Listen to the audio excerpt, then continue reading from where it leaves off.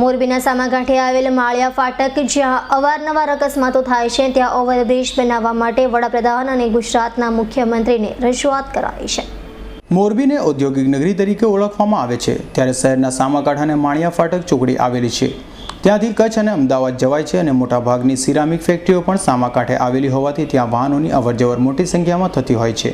તો આ ચોકડી પાસે દિવસમાં 4 થી 5 વખત ટ્રાફિક જામની સમસ્યા સર્જાય છે, જેને લીધે ત્યાંથી પસાર થતા વાહન ચાલકોને પારાવાર મુશ્કેલીનો સામનો કરવો પડે છે અને સ્કૂલ, વેપાર, હોસ્પિટલ જેવા અગત્યના કામોમાં પણ લોકો સમયસર પહોંચી શકતા નથી।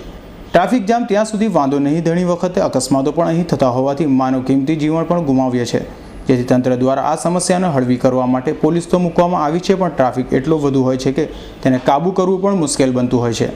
તો માનવીની કિંમતી જિંદગી બચાવવામાં તેમજ કાયમ માટે ટ્રાફિકની સમસ્યા નિવારવા માટે માળિયા ચોકડી ખાતે ત્રાજપરા ચોકડીને જોડતો ઓવરબ્રિજ બનાવવામાં આવે તેવી રજૂઆત મહેન્દ્રનગર તાલુકા પંચાયતના સદસ્ય દ્વારા મુખ્યમંત્રી આનંદીબેન પટેલ અને વડાપ્રધાન નરેન્દ્ર મોદીને કરાઈ છે। જો સમય રહેતા આ માંગણી નહીં સંતોષાય તો આંદોલન પણ કરવામાં આવશે તેવી ચીમકી પણ આપી હતી। મહેન્દ્રનગર હળવદ ચોકડી ફાટક કંડલા ફાટક કહેવાય છે, જે ઓવરબ્રિજની અવારનવાર જરૂર છે। ટ્રાફિક જામ થાય છે, અવારનવાર મહિનામાં 5-6 માણસો મરી જાય, એક્સિડન્ટ થાય છે। તો એને ખાસ રાજ્ય સરકારે કરી શકે, મેં કેન્દ્ર સરકારે કરી શકે, બે બાજુથી ઓવરબ્રિજ થઈ શકે। મેં રજૂઆત અમારી એવી છે કે તાત્કાલિક કરે, જેમ તો મોટી ટ્રાફિક સમસ્યા છે અને એક્સિડન્ટ અવારનવાર થાય। આ અત્યારે એક્સિડન્ટ ઝોન તરીકે એનું જાહેર થઈ ગયું છે, એક્સિડન્ટ ઝોન છે। મુખ્યમંત્રીને અગાઉ રજૂઆત કરેલી, એમનો પણ લેટર આવેલો છે, તે અત્યારે મુખ્યમંત્રી સીએમ સાહેબ થઈ ગયા છે, એટલે અત્યારે સીએમ સાહેબને રજૂઆત કરી છે, મુખ્યમંત્રીને કરી છે, નીતિન ગડકરી સાહેબને કરી, નીતિન પટેલને પણ કરી, માર્ગ મકાનને। તો તુર્તને તુર્ત આની યોગ્ય કાર્યવાહી કરશો, નહીંતર અમારે આજુબાજુના ગામડામાંથી આનો જનદ આંદોલન કરવું પડે, ન કરવું પડે એ પહેલાં પગલાં લઈ અને આનો યોગ્ય કરશો। મારે અહીંયા અવારનવાર નીકળવાનું હોય ત્યારે કલાકો ટ્રાફિકમાં રોકાઈ જાય છે, બહુ જોરદાર તકલીફ પડે છે, ટાઈમે પહોંચી નથી શકતા અમે।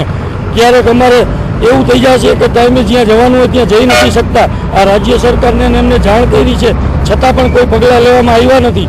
તો થોડું મારું કહેવાનું એવું છે કે થોડુંક ધ્યાન દોરે સરકાર કે અહીંયા થોડું ટ્રાફિક બહુ જોરદાર થઈ જાય છે, અવારનવાર એક્સિડન્ટ થાય છે।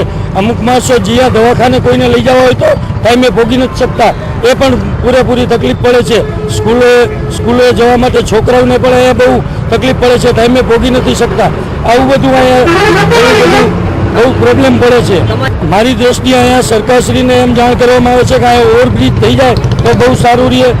માળિયા ચોકડી પાસે ઓવરબ્રિજ બનાવવા બાબતે પીએમ અને સીએમને રજૂઆત કરવામાં આવી છે। જો યોગ્ય ઉકેલ નહીં આવે તો આંદોલન કરાશે।